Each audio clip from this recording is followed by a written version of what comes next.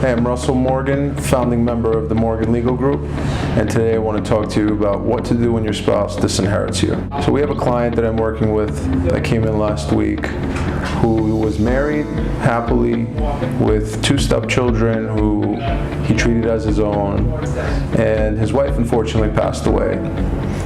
As soon as she passed away, he found out that she had left all of her assets to her stepchildren. So what do we do in that situation?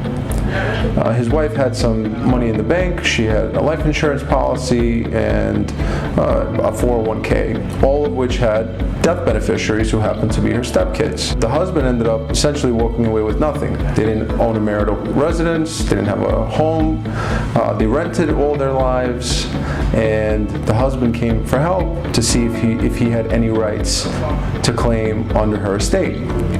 So in New York, there's something called the spousal right of election. And what this means is a spouse who's disinherited, who's left with nothing from their spouse when they pass away, can claim up to 1/3 or 50%, the greater of the deceased spouse gross estate. Now, that includes everything.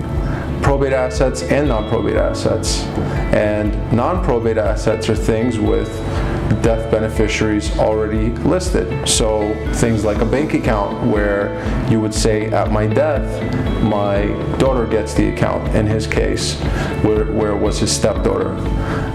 Or in a life insurance policy where you designate who the death beneficiary is, which in this case was the stepson.